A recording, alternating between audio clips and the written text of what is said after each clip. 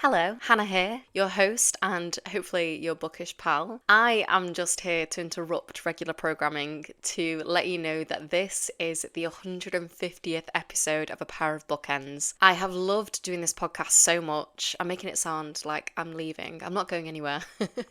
But I just wanted to say a huge thank you to everyone that has supported the podcast so far. If you've just started listening, if you've been listening since the beginning, I appreciate you so much. If you've ever left a review, if you subscribe, all of those things help to support the podcast and help me to continue the work that I do. As most people know that are in podcasting, there is very little money in it. So it's very much a passion project, and I'm so grateful that you are here with me for the journey. I have now been doing the podcast since March 2022, and I've been doing it alone for around a year and a half now.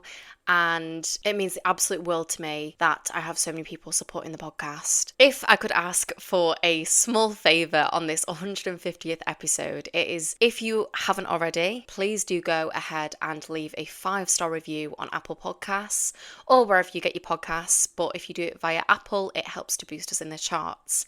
I would also ask that you click the subscribe button and send this podcast on to one or many of your bookish pals so that I can reach more of you. I would also offer up that if you would like an extra monthly episode of the podcast, which is usually a monthly culture roundup of the things that we've been reading, watching, or listening to, or episodes that include adaptation episodes, episodes about book prizes, or special Patreon book club episodes, or episodes about different authors or themes, you can find me and my bookish pal Emma Hines over at patreon.com/a pair of bookends for less than £3 a month. It would mean the absolute world, and it means that I can continue to do the work that I love to do. Thank you so much for listening, and enjoy this episode with the wonderful Jo Morey.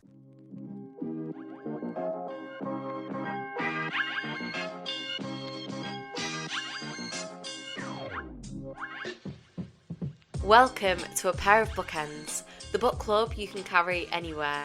I'm your host, Hannah MacDonald, and I'll be bookending the conversation with some of the most exciting voices from the bookish world. Welcome to another episode in our debut Spotlight series, where we shine a light on the freshest authors and their work. Today, that spotlight is on Jo Morey and her debut novel, The Night Lagoon, which is published by HarperCollins in the UK and by Harper Fiction in the US, but with a different title, Lime Juice Money.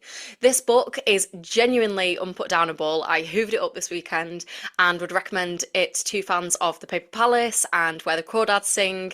It is an intoxicating novel that is bursting with secrets, lies and betrayals, all the good stuff, and it is out now, and you can find links to buy your copies in the show notes. Jo Morey is a writer based in West Sussex. She holds a BA Honours in English and French from the University of Leeds and an MBA in Business and Marketing from Ashbridge Business School.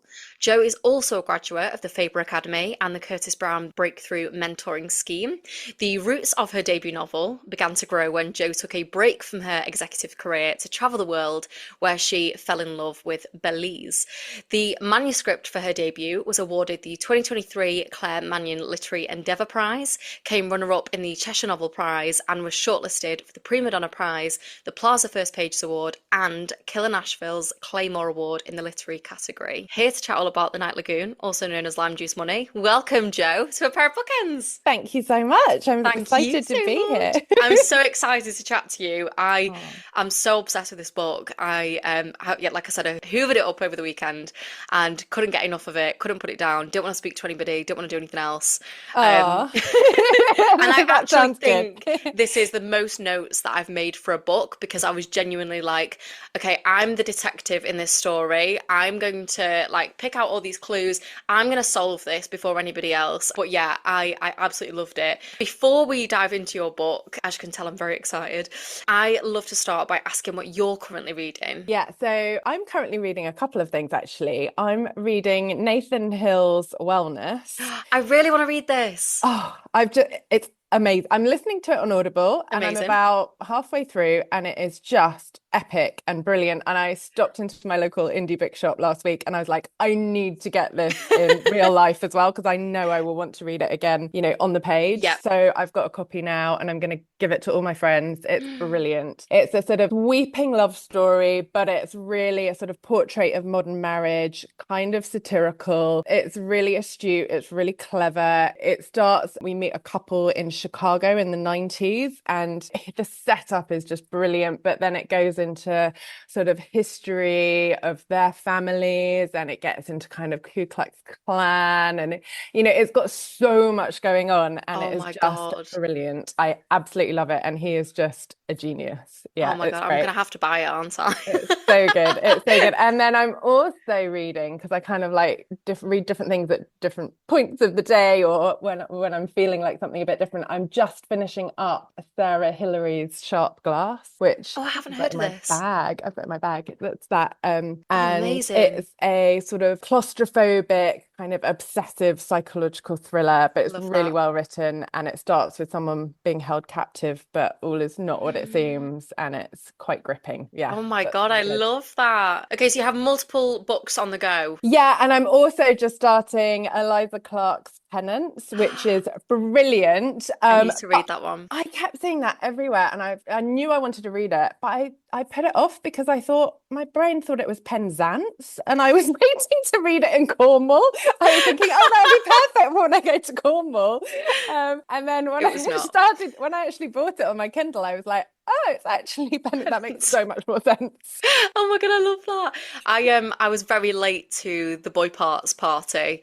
Loved that, and I really loved her short story collection. She's Always Hungry. They're both brilliant. Oh, I haven't But read that. Penance is still not one that I've got to, so I need to change that. It's glaring at me from my tower of books on my bedside Yeah, table. yeah. Oh, and one more, because I know you only asked me for one or two, but I've also, one of the quirks of being, or the sort of lovely things about being a new author, is you get sent proofs and Yes, arcs, and I've got Chris Bridges' next book, which is called The Deathbed, which I'm also going to take away on holiday with me soon, and that amazing. looks brilliant, so that will be good too. I haven't read any Chris Bridges, but if it's who I'm thinking of, I think I like really love him because of his Instagram stuff and just like Yeah, how he's supportive brilliant. he is and how passionate he is about other writers and books, and I just Yeah. think he's brilliant. Yeah, So he's great. Sick to Death was his first one, and amazing. yeah, it's really turn the pages. Great. Yeah. I'll have to add that. Too many have been added to my TBR here. But let's get into your book. Before we fully deep dive in, I do want to start by asking about your journey as a debut author. So could you tell us a little bit about, yeah, how that came about and how you found it so far? Yeah. Okay. So I'm like lots of people, I always wanted to be an author. It was a thing, childhood dream. 8 years old, my dad came home with a big word processor in the 1980s, a spare word processor from the office. And I would spend my evenings just writing stories. That's Oh, I what I love did. I that. loved just going into these magical worlds and writing really like brilliantly terrible stories. But it really captured my imagination, and I just dreamt of being an author. And I went to university, did English and French, as you said, and I sort of thought I wanted to go into journalism or writing of some sort. I did English literature, and I did lots of French literature at university, and so I was critiquing stuff all the time and Hmm. always thinking about how stories are put together Yeah. and the craft and the classics and all the rest of it. And I loved that. But I left university and I needed money, and I just was like, actually I need to get a proper job that pays Yeah. the rent. I didn't know anyone in it. I did some work experience in London for like journalistic things, but I didn't really know anyone. I didn't have anyone I could stay with in London to do those work experiences. It was expensive, blah blah blah, yada yada.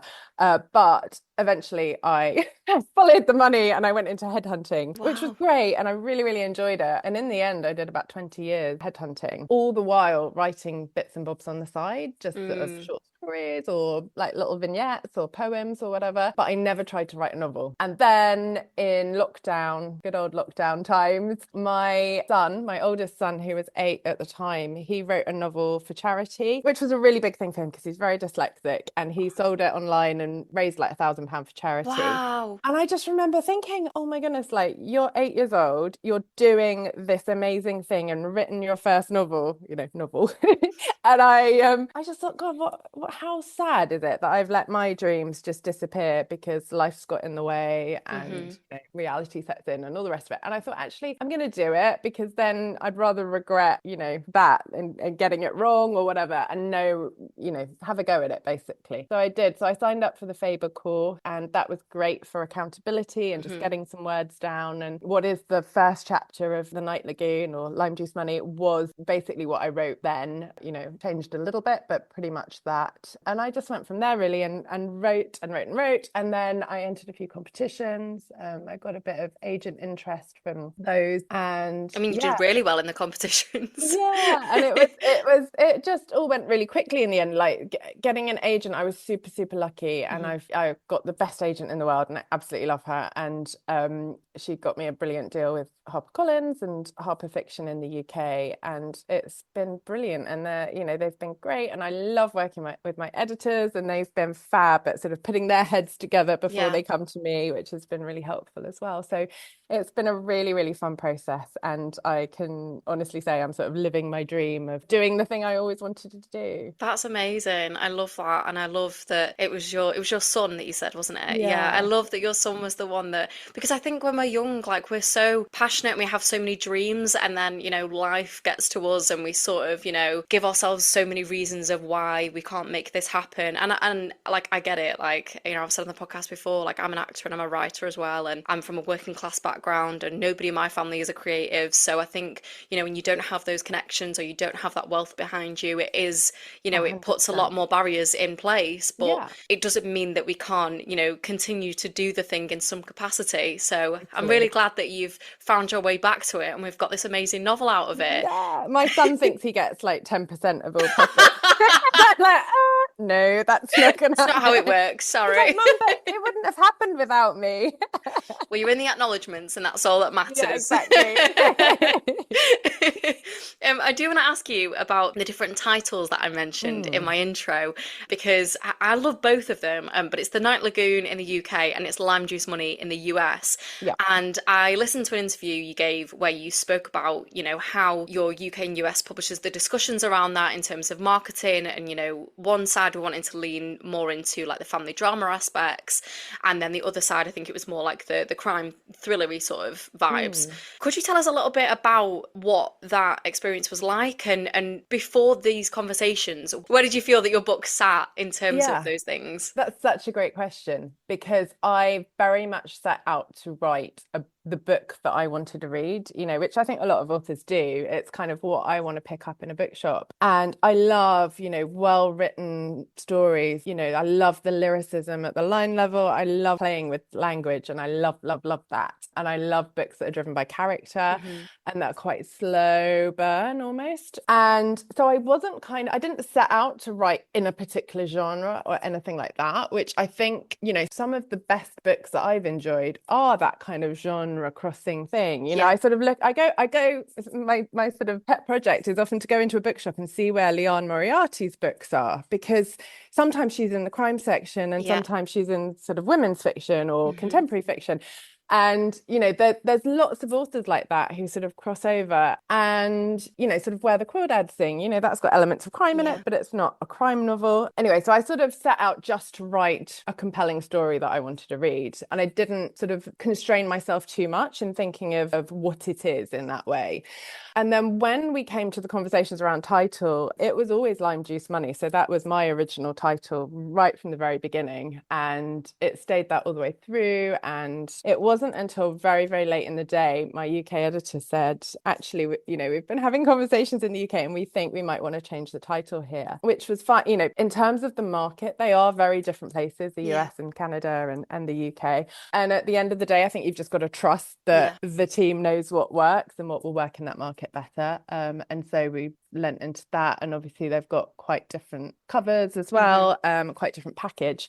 But I absolutely love both of them. I really, really love what they've done. You know, the UK cover is beautiful. It's got really gorgeous end papers in the hardback that have got like the blue jungle leaves. It's so pretty. And then the American version kind of leans more into the sort of thriller aspects. It's much darker, with a nod to the orchids that feature throughout. So I love both, but it's, you know, at the end of the day, I'm the writer, and it isn't my decision really how they do that. It's so interesting because I think it's something that we don't really hear about, those kind of discussions. They sort of go on behind the scenes and we don't really know about them, but I find that really interesting. I think it happens more and more because the markets are changing and becoming slightly more, complex, I guess. Yeah. So yeah, you hear more and more about titles that change across the pond. Well, I think, the whole marketing around it does really help. Like when I heard about your book, it was compared to The Paper Palace, and that was like, I absolutely loved that book. So those kind of comparisons, or, something being marketed in that way, or even like an endorsement on a book,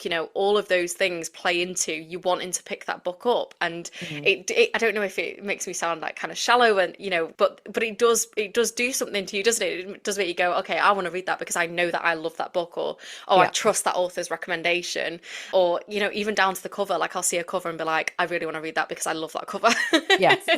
And there's so much that goes on subconsciously as well that we don't even realize, when you're in a bookshop and you're confronted with, hundreds and hundreds of different beautiful, beautiful covers. I think there's some clever marketing people somewhere who've obviously done all the work and know kind of what works and what helps someone pick up a book. Absolutely. But let's get into your book. I would love if we could start off by you giving a kind of elevator pitch for this book to our listeners. Sure.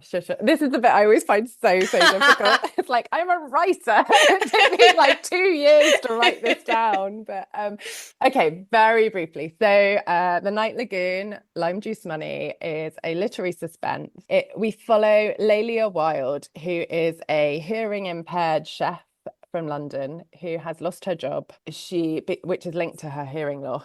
And we join her on the beach in Belize, which is a little country bordering Mexico and Guatemala. It's very, very small. It's kind of the size of Wales in landmass, about the size of Wales, with a population of Coventry. So it's really tiny, but it's absolutely beautiful. And you've got jungle and you've got beach and Caribbean seas. So we join Lelia with her newish partner, Adrian, who they've been together about 2 years. They met on a previous holiday when she was in Belize. And they're also there with her 2 children from her first marriage. And they're there to celebrate her father's surprise 70th birthday. And Ellis, the father, was an academic botanist in the 1980s who bought a jungle lodge, fell in love with the orchids in the jungle and bought a jungle lodge there. And at the party, Ellis falls ill and Lelia decides that she needs to stay in Belize, and she moves into his jungle lodge and uncovers lots of secrets and memories from the past that are all is not what it seems, shall we say, and things sort of take a turn for the worse, and the beautiful lush paradise that we're sort of launched into kind of becomes a lot more shaken. And we need definitely to does see what Lelia does to get out of these situations, I think. Absolutely. I do want to start by asking about the setting, because it is this beautiful idyllic landscape. That's how it starts. We are, as you said, set in Belize, and I think one thing that I really loved is how much the culture and the people sort of pulse off the page, and the warmth and generosity of these people, and it's just so alive and colourful and beautiful. But the setting specifically, the jungle aspects as well, I suppose, is it starts off being beautiful, and I think I've said idyllic 3 times now, but it starts off as that, and then as the story progresses and Lilia's personal experiences sort of shift and change, it feels like the setting sort of shifts and changes with her, and it starts to feel more kind of oppressive and claustrophobic, and there's that sort of atmosphere created. So could you tell us a little bit about why you wanted to set the book here, and what this sort of shifting, changing landscape means for Lilia?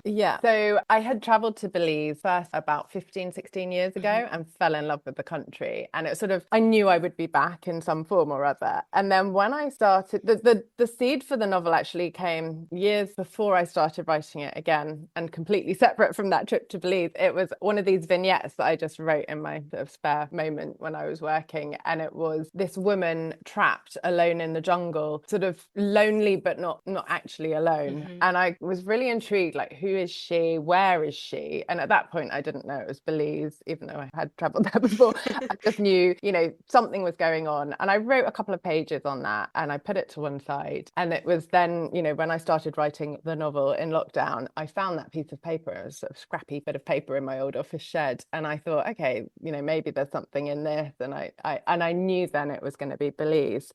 And the hearing loss aspect came later on. I weaved that in later. But whilst I was doing that, senses obviously became super important for her, and the reader follows the experience of having hearing loss and tinnitus through Lelia and how she experiences the world. And so I knew that sound was going to feature a lot. And so I really lent into that with, the jungle noises, the creatures at night, the sound of the cicadas that sound a bit like tinnitus, the howler monkeys barking, all of that. And then the gunshots that she hears in the distance at night, sort of playing tricks in her mind. I lent into that, but also all the other senses, because you've got this amazing colour and, the smells, and Lelia is a chef. So you've got the sort of food, the colours and the smells of the food and the taste. And so that really was a sort of running thing, really, where I really just wanted to explore this whole beautiful place through those senses. And then, as I say, the hearing loss bit came later, and I weaved that all in. And I also did a lot of research, as you would have to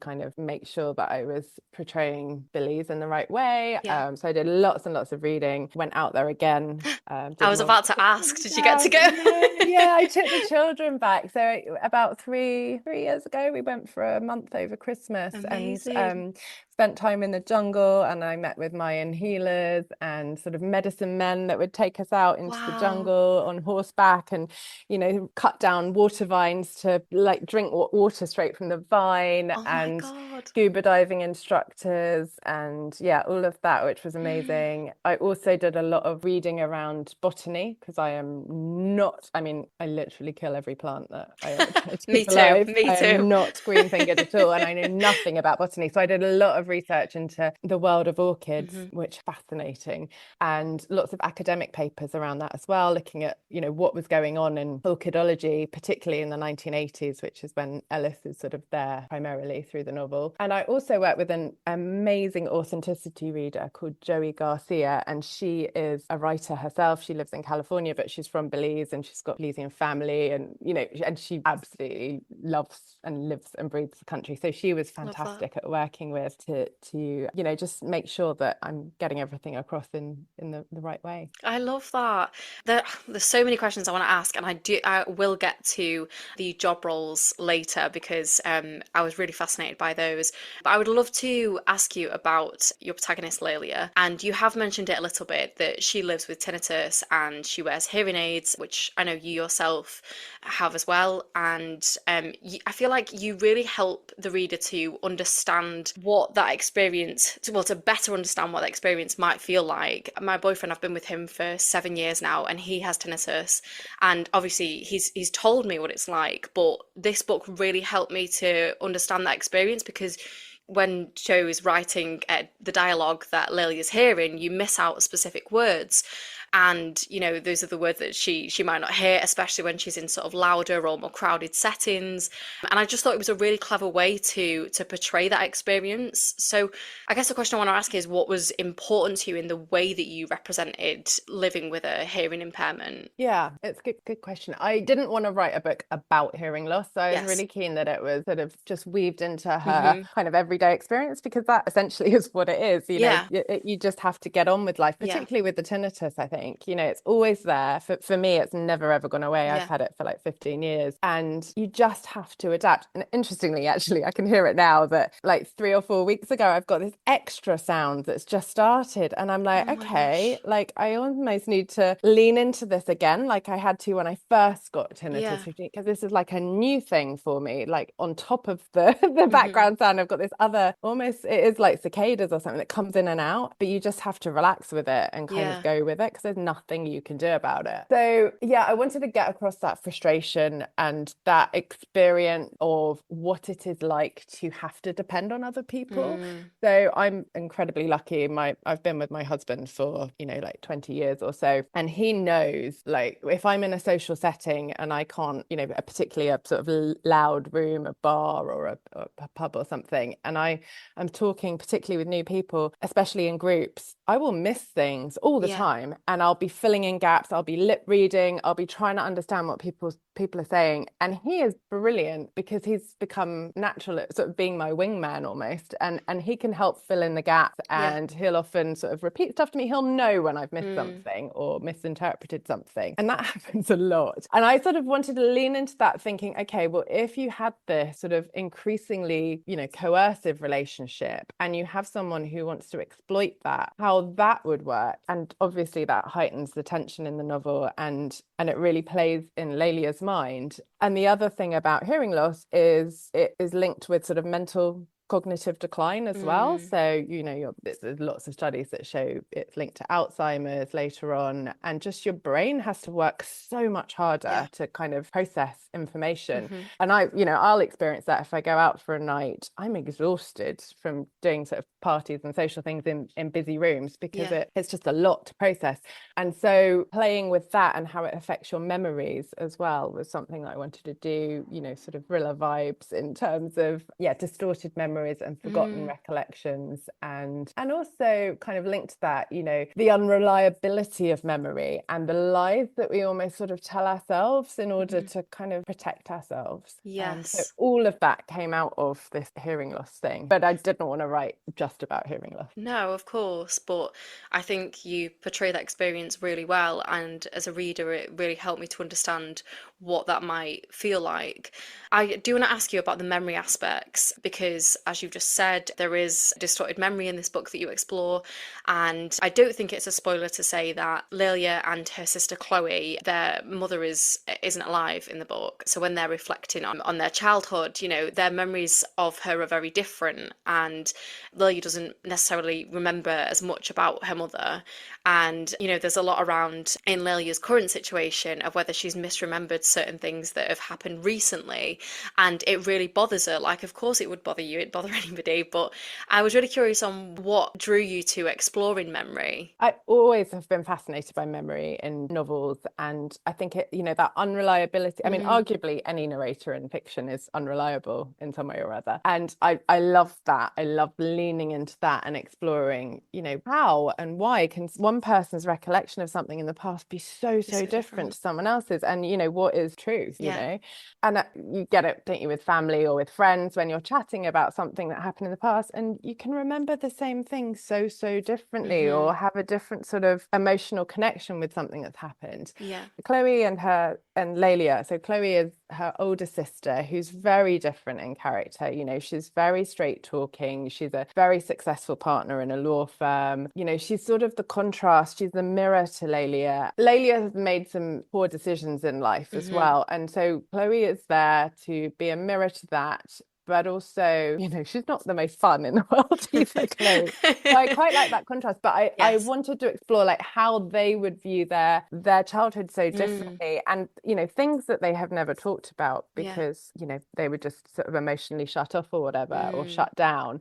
And then, looking back at those memories later on in life, and how you see them through different lenses. I just thought it was kind of fascinating to explore. Yeah, absolutely. I loved reading about their childhood. And one thing that you do in this book is you have a dual narrative. We have Lilia's perspectives of her in the present, and then we have Ellis, her father's perspective in the 80s, and we track him from the 80s into the sort of near enough present. And I'd love to know why you wanted to have this sort of dual narrative in the book. Yeah, I think it does lean into that. It sort of plays to that memory thing.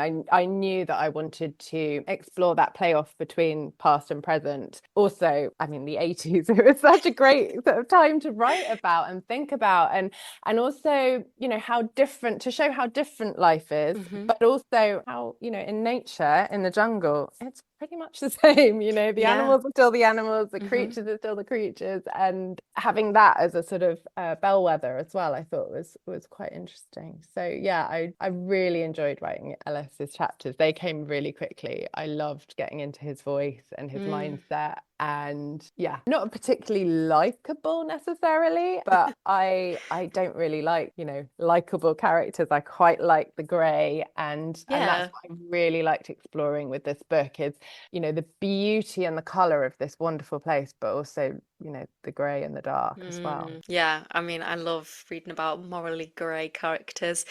So I want to ask you, as I mentioned it before, but I want to ask you about the job roles aspect because her father Ellis is, as you mentioned before, he works in academia in the 80s and as a botanist, and he is very specifically passionate about orchids. And on the other hand, we have Lilia, who is a chef, and even after she's lost her job, as you mentioned, she's still so passionate about food and cooking. And I just want to say the food descriptions were so great, and you shouldn't really read this book on an empty stomach because you'll be very hungry. But what drew you to those roles? Ooh, I think it goes back to that senses thing, the Yeah. color. And I wanted Ellis to be this sort of slightly reserved, Mm. older English gentleman, kind of gentleman, not very gentlemanly, but, slightly eccentric. And I knew quite early on I wanted him to be an academic of some kind. And Yeah. the orchids as a plant, as a flower, are just so rich with Hmm. such a rich topic to write about. They're such fascinating flowers. I kind of don't want to give too much away because if you No, of don't know much about course. orchids, Yeah. then you learn a little bit about orchids through the book and through the characters. So I think that was that. And then with Lelia, the chefing thing, I knew I wanted her to have left school quite early, to have been, much more leaning into the practical side of life. She had her kids quite young, and she would have been practical, hands-on Hmm. in her job role. And then again with the chefing thing, it's that taste and color, and she leans even more into the senses with her chefing as she goes through the novel as well. So Yeah, I loved reading about I mean I felt like I learned so much about the orchids and botany, and it's a world that's completely foreign to me. So I found all of that really fascinating, and I've worked in hospitality for many years. So yeah, all of that kind of stuff about like what it's like working in restaurants and stuff. I loved her reflecting on that time and her wanting to stay in that world. I'm trying to be careful with what I yeah. say. Now, the listeners know how much I love complex family dynamics. I am so drawn to them, and I especially love sister dynamics. And we've mentioned that there's a big sister dynamic in this book. I am an eldest sister, so there was a little line about an older sister in there that I felt triggered by. I Oh, was oh. slightly offended, but I'll take. I was like, "That's not me," and then I was like, "Wait, maybe it actually is." So, could you tell us a little bit about? I mean, I'd love to zone in on each individual dynamic, but I can't keep you forever. So, what are the dynamics in the book that you most enjoyed exploring? It was definitely that sister Yeah. thing. It's really interesting though. I have never had a sister. I've got an Oh older wow. brother. And I guess when I was young, so my best friend, who I've known since I was 5, who is, I see her, she lives in the next village, or the same village as me, other side of the village, now. And growing up, I would spend half my time around her house. And she was one of 3 sisters. She was the middle sister. And I just kind of was fascinated by this sister dynamic because it was Mm, so different to what I come from and, with my brother. So I guess there must be something about that in the hmm. book. I must have picked up on things from them. But I think I really enjoyed writing about having, the sister relationship because I would have loved a sister. I would love a sister now, I think sharing, that female sort of Mm, friendship thing, but with a sister, so different because you're yeah. like, you're friends, but you're not. You're Yeah. like, you're kind of competing. You've got all this history. And that's just fascinating to me. And interestingly, book 2 that I'm writing at the moment, which is complete sort of standalone different thing, but it's two sisters. It's two narratives of two sisters. So Oh my it's God. obviously something that I like writing about. So yeah. I'm ready for this book. Can I have it now, please? Thank you. It's not No, ready. Yeah, it needs to be ready, but it's not. no, but I absolutely loved the sister dynamics in this book, and I thought they were brilliant. And I also really loved her relationship with her children as well, which I thought you wrote about so beautifully. And I don't have children yet, but I just loved how, I mean, we get to see how her relationship was with her parents, and then we see how, I'm just so fascinated by how the patterns sort of play out a little bit, and how you try and resist certain patterns and how you end up falling into certain ones. So yeah, I'm just interested in all of that kind of stuff. This is not really a question, it's just an observation. Yeah, I mean it was really, really great fun. I had to sort of rein myself in quite a lot because there's so much you can go into with all these relationships. Mm, And yeah, I think it was fascinating as well to sort of think about being a mother to a daughter, because I have two sons. So, thinking through what it's like to have particularly a daughter who's on that cusp of womanhood, who's sort of, I think she's sort of 13, 14 hmm when we start the novel. And just, yeah, that quite a big sort of change in relationship dynamic, Yeah. and how that plays out, I thought was quite sort of interesting to look into and think about. Definitely. Mothers and daughters, sisters, give it all to me. I love reading about it. Before we dive into your recommendations, my final question about the book, I did have so many more, but we don't have time, sadly. But there is the phrase that crops up a couple of times, which is champagne dreams with lime juice money. Could you tell us a bit about where that phrase came from and when you first came across it? So I came across that phrase when I was doing research on Belize. I came across it, and it's basically like a little known, like really little known sort of proverb almost hmm that's used, but it's not. It would be like, you've got a family proverb. You Mm, will have different kind of proverbs than I have. I've brought up in the south of England. We would have different sort of local things. So it's a yeah, very, very niche thing. And so I wrote it into the book because it just sparked my imagination, and it plays off that sort of pursuit of wealth and yeah. the obsession over, orchids and money and striving and wanting more, but also the simplicity of actually like lime juice money. You can, the beauty of nature and the simplicity of nature. And I sort of like the way that the lime leans into that. So yeah, that's where that came I from. love that. I love that phrase. I think it's brilliant. I actually do want to squeeze in another question. Sorry. I don't want to give spoilers, so I'm not going to mention names, but there is the cruelty of a particular character. I found it so unsettling, and the insidious nature of this character was just, yeah, it just really unsettled me. I think yeah, this character is so calculated and manipulative, and just some of the things that they do is so cruel, and using, weaponizing memory like we were talking about before. Mm, mm. What was it like writing about a character like that? Did you have fun with it? Did you find it difficult? What was that It was like? difficult. I think that Yeah. was the hardest thing to do Yeah. actually in the novel. I played with it a lot Yeah. because I wanted to get it right, and I played with his arc a lot and the dynamics in the relationships. Yeah, it definitely wasn't easy to get that right. hmm And I think a couple of people said to me, "Oh, she's so passive." And I'm like, "Yeah, No. but she's in this place of such a lack of confidence, and actually she's, come from a failed marriage from before." hmm And that was what I wanted to explore, that sort of that thing of like, why do people stay? What is it? Why, when everyone around was like screaming it's not right. So that was kind of a lot of it. I thought you were talking about Hector when you and Oh, then I mean, Hector, like, oh my God. Every time he came into the scene, I was like, please, can we get out of wherever we are? Like, please, let's yeah, leave this building. Let's leave this yeah, space. there's a lot of not very nice people. No, no, but you wrote about them really well, and you specifically wrote about that relationship really well. Yeah, I really enjoyed, isn't the right word, but yeah, I really appreciated the way you wrote about that relationship. There are so many great dynamics in this book. I could chat to you all day about them, but I want to ask you, what is next for you? Are you allowed to tell us what the next book is about or not? Yes.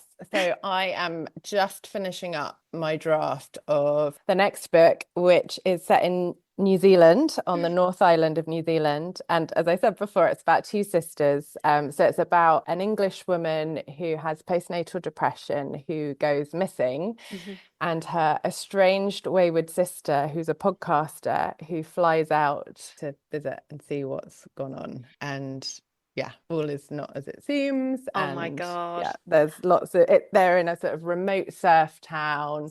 There's a lot of sort of small town characters. Hmm. And yeah, so it's sort of literary suspense. And I'm really, really enjoying it. And I'm really into writing it now. I've written probably about 75, 80% of it now, and I don't plot, so I'm kind of getting to the stage now where I'm like, okay, I kind of know who my characters are and I Yeah. know what is sort of happening, and it's the really, really fun part of the process, like trying to kind of pull it all together and hope it kind of works.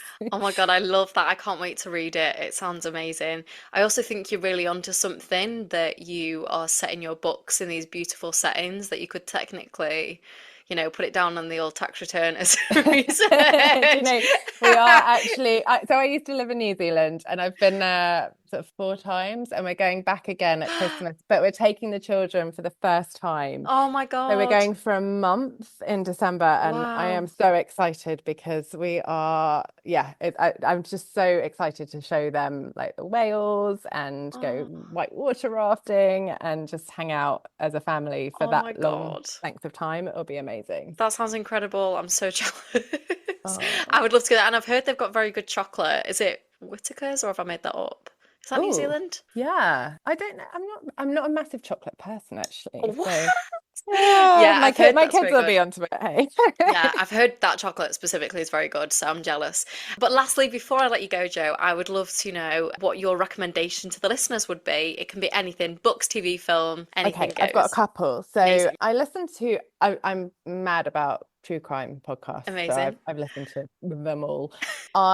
It's partly the tinnitus. I listen to these things in the middle of the night when I can't get to sleep because I've got this screaming noise in my head. So I listen to murder at 3 Oh my a.m. God. But anyway, one episode that I listened to recently, there's a series called Serialously, really Love hard to that. say that, Serialously.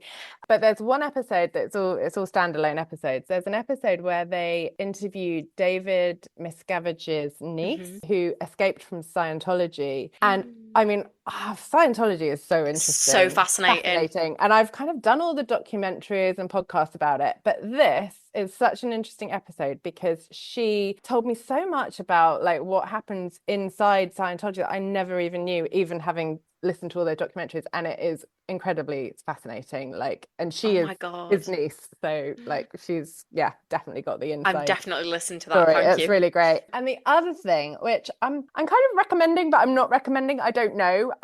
Jury's still out, but I'm Yep. watching The Twisted Tale of Amanda Knox. Okay, Um, yeah. I've heard mixed which things. Yeah. yeah, it is kind of divisive and Hmm. it's kind of problematic, I think, which Yeah, is I've sort heard of that. why I'm watching it. I think I'm sort of what they've taken sort of quite interesting stylistic choices with it. I think she's fascinating as her podcast and what she's been through. Hmm. But how they've dramatized it, I think I'm sort of watching with interest because it Yeah. is such a strange case and a strange Mm. way they've done it. But yeah, so I'm not kind of recommending that, but Yeah. It's intriguing. I want to watch it all. I'm not kind of going to yeah. give up on it. It's a fascinating story, and I do think because it's Sharon Horgan, isn't it? That's Yeah. yeah, the mom, Sharon Horgan and Grace Van Patten, who I really love. Grace Van Patten was one of the leads in Tell Me Lies. I don't know if you've seen that. Yes. Oh my God, I was hooked on Tell Me Yes. Lies. I'm That I obsessed. I loved that as well, actually. Obsessed. I kind of felt it petered out a little bit at the end, Little bit, yeah. but she is an incredible Yeah, actress. yeah, for Yeah. sure. So I've got that favorited to watch the Amanda Knox one, but I was listening to the Straight Up Pop Culture podcast and they were talking about how it feels a bit murky and a bit problematic. And yeah, I think it's the sister of, oh my God, I don't even know, can't remember her name, the actual Meredith. Meredith. How bad is that? Meredith Ketcher. Yeah. Yeah, her sister had said something like, "Oh, what is there still to talk about in terms of, exploring this story?" And, if the family are kind of saying that, I'm like, oh, you'd Mm, feel really icky making that. So mm, I'm intrigued mm. to watch it. and see, yeah, how I feel about it. But yeah, it's always interesting with stories like that, isn't it? But I Yeah, am yeah. definitely going to be listening to that podcast. Those are great recommendations. You are welcome. Cool. Thank you. It has been so lovely chatting to you today, Joe, and I absolutely adored your book. And yeah, I've really enjoyed having you on, and hopefully we can nab you back for the next book. That would be great. I've really enjoyed it. Thank you so Thank much. you. And for our listeners, if you enjoyed this episode, please don't forget to rate, review, and subscribe. You can grab yourselves a copy of The Night Lagoon and Lime Juice Money. I'll put a slash, pop links to copies in the show notes. And where can the listeners follow you, Joe? So I've got a website, which is jomorey.com, JOMOREY.com, and I'm on Instagram mainly, and Amazing. I'm Jo Morey Story. Amazing. And links to those will be in the show notes. Also, you can give us a follow at Pair of Bookends Pod on Instagram and at Pair of Bookends on Twitter and TikTok. And that is all we've got time for. So thank you so much for listening. And thank you once again, Joe.